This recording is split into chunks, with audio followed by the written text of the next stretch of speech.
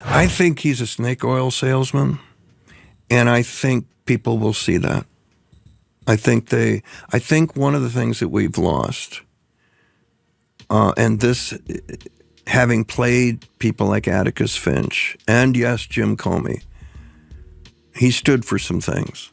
Even McAvoy in Newsroom certainly did. We've lost decency, we've lost civility, we've lost respect for the rule of law. Lost it. We have normalized verbal abuse on the internet. We've normalized bullying, much as the woke generation tried to, change that. It's back. And out the window goes character, integrity. I mean, nobody has great things to say about politicians. They never have. Go back to Mark Twain. But ideally, we're supposed to elect the best of us, not the worst of us. He's everything that's wrong with not just America, but with being a human being. Famed actor Jeff Daniels tore into Donald Trump and the MAGA mind on Nicole Wallace's show, Good People. I just don't get the Christian right. And I've read a lot of people who do, and they explain it a lot better, but it's beyond me. But if Jesus came back, say 4:00 this afternoon, and he booked an appearance on your show, what do you think he'd say about how things are going? That's what I want to propose to some of the people who are so, hell-bent on what Trump is and what he represents and how I love the president. I'm going, have you seen the litany of stuff that he's done to people? I just think we're better than that, and I wish the Republican Party could get back to being better than they are now. I don't know. I suppose the question for Daniels is this. Are we better than this? Like, truly, are we better than this? Gorbachev, once Reagan and Gorbachev had a deal and the Berlin Wall came down, which was an added bonus to what he was over there to do, Gorbachev, I think, told him, you don't have an enemy in me anymore. Your enemy now is going to be within. We can learn from our past that history does repeat itself if we're not careful. And I think in regards to Reagan, there was a way that we dealt with a country, certainly a leader of a country, who was hell-bent on being at least our opponent and maybe eliminating us. In today's world, it just feels like Putin wants to infiltrate the United States and that Trump is, like his puppet or something. And that's not what Reagan was with Gorbachev. He was strong. He was strong, and he was, in his way, patriotic. Mm-hmm. In a way that word just gets thrown around, and it's taken on a political connotation. It was patriotic if you agree with what we're doing on the right. Right. And there was more of a universal thing. That's the thing that Reagan had, that Atticus Finch had.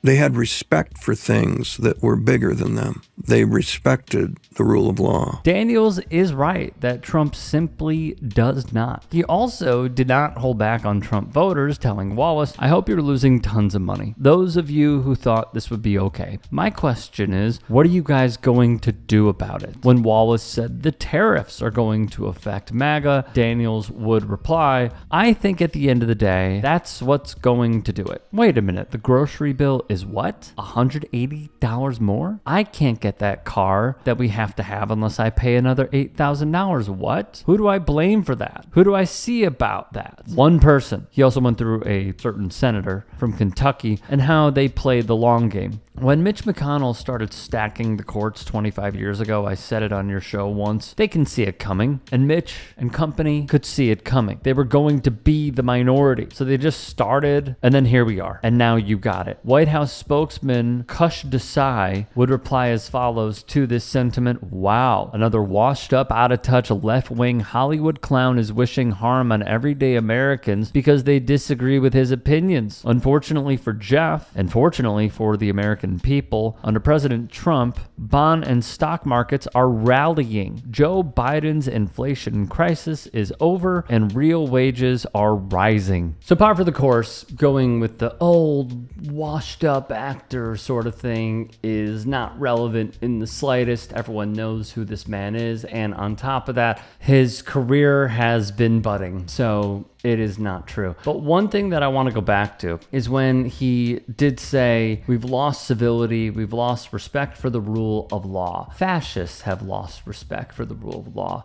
Rather, they've never had respect for it. That is what this regime is. It is authoritarian to a T. They don't respect the rule of law by showing time and time again that they want to undermine judges. They're almost, well, he has, Donald Trump, threatened judges in the past because they have gone against him in their rulings, deeming something, for example, unconstitutional or an overreach of the federal government and the Trump administration. So the judges are that key moment, those key players of blocking what the regime wants to do, even though they've shown that they have a great disdain for those who do.